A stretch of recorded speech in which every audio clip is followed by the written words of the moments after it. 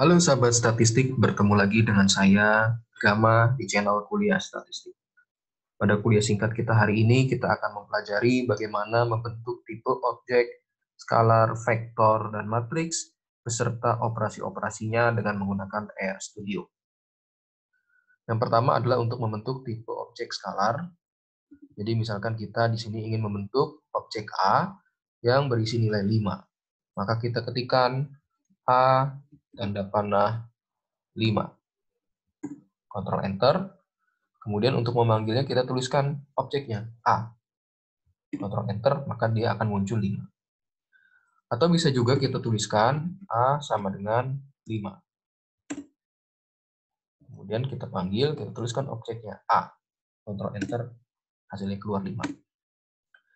Kemudian untuk membentuk tipe objek vektor, contohnya kita ingin membentuk vektor B yang berisi 1, 2, 3, dan seterusnya sampai 10. Maka kita bisa menuliskan B sama dengan C. Jadi untuk membentuk vektor, itu kita tuliskan fungsinya C, gitu ya. C dalam kurung 1, 2, 3, seterusnya sampai 10.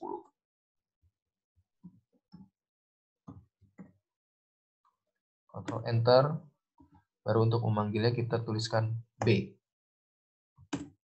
Ya, jadi vektornya ya, vektor B. Atau bisa juga kita tuliskan karena ini sudah berurutan ya, 1, 2, seterusnya sampai 10, maka kita bisa tuliskan B sama dengan 1.2, 10. Artinya adalah 1 sampai 10 elemen-elemennya. Ctrl Enter. Untuk panggilnya adalah kita tuliskan objeknya B. Oke. Kemudian kita ingin membuat vektor yang berisi vektor C, berisi 1, 3, 5, 7, sampai 19. Sama seperti tadi ya, kita tuliskan C sama dengan C dalam kurung, bisa kita tuliskan 1, 3, 5, sampai dengan 19, atau agar lebih cepat kita bisa tuliskan C sama dengan sek ya, atau sequence, rangkaian from sama dengan 1, dari 1, koma, to sampai dengan 20, koma, by sama dengan 2. Jadi artinya ini dipisahkan atau memiliki beda 2 antara satu elemen dengan elemen berikutnya. Lalu kita kontrol enter. Setelah itu sama seperti tadi, kita panggil C, kontrol enter. Kemudian kita membuat vektor yang berisi string. Maka kita bisa tuliskan D sama dengan C dalam kurung kutip 2, di sini Bandung, koma, kutip 2 Medan, koma, kutip 2 Semarang. Ctrl C. Lalu memanggilnya, kita tuliskan objeknya di Ctrl Enter maksudnya ya, bukan Ctrl C, Ctrl Enter. Baik, selanjutnya adalah operasi vektor. Yang pertama adalah perkalian skalar dengan vektor. Nah, contohnya saja tadi adalah skalar A dikali vektor B. Kita tinggal tuliskan saja A, objek A dikali B, karena tadi kita sudah membuat objeknya.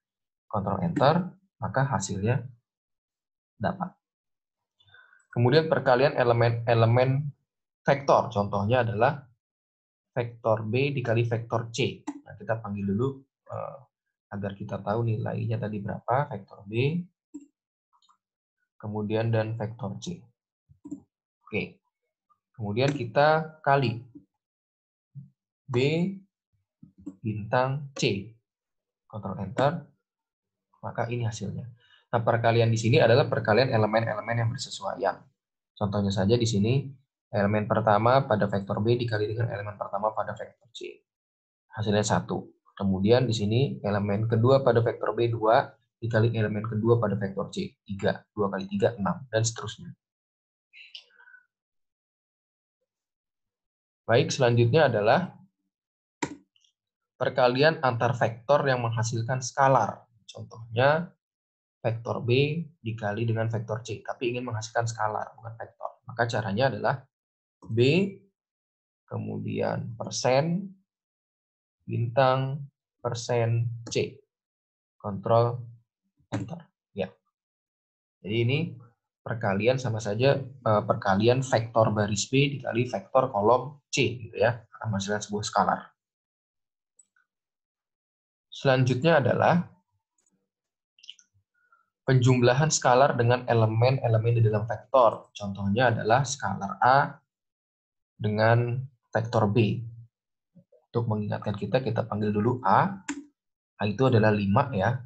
Kemudian B adalah vektor 1 sampai 10 elemennya. Maka di sini penjumlahan antara skalar A ditambah dengan vektor B adalah, nah, jadi untuk skalar A nanti akan menjumlah ke setiap elemen di vektor B. Contohnya saja 5 ditambah 1 hasilnya 6. 5 ditambah 2 hasilnya 7, dan seterusnya. Seperti itu. Baik, untuk tipe objek selanjutnya adalah tipe objek matriks. Nah, di sini kita contohnya adalah ingin membuat matriks dengan elemen 1, 2, 3, 4. Dan matriks F 4, 5, 1, 3 kita buat menjadi matriks 2 kali 2. Baik, sekarang kita tuliskan E sama dengan matriks 1 sampai 4, 2. Ya, jadi 2 ini menyatakan baris ya. Jadi elemen 1 sampai 4 kita buat matriks dengan baris 2, maka dia otomatis nanti kolomnya adalah 2 gitu ya, karena elemennya ada 4. Oke, kita kontrol kontrol enter maksudnya. Kemudian kita buat matriks F-nya. F sama dengan matriks C. Nah, kita tuliskan elemennya. 4, 5, 1, 3. Oke, kemudian kita koma 2. 2 di sini adalah menyatakan baris. Kita kontrol enter. Oke. Sekarang kita lihat bagaimana bentuk matriksnya. Kita panggil objek E-nya dan kita panggil objek F-nya. Ya, sudah jadi ya. Ini adalah matriks E dan ini adalah matriks F. Selanjutnya adalah penjumlahan dan pengurangan matriks. Contohnya adalah matriks G merupakan matriks E ditambah F. Dan matriks H adalah matriks E dikurang F. Oke, kita tuliskan di sini matriks G sama dengan matriks E ditambah F. Jadi kita tinggal menuliskan saja objeknya, karena tadi kita sudah mendefinisikan objek tersebut. Kontrol Enter. Kemudian matriks H merupakan matriks E dikurangi matriks F. Kontrol Enter. Untuk melihat hasilnya, kita panggil tadi objeknya adalah G dan H. Sudah ada hasilnya.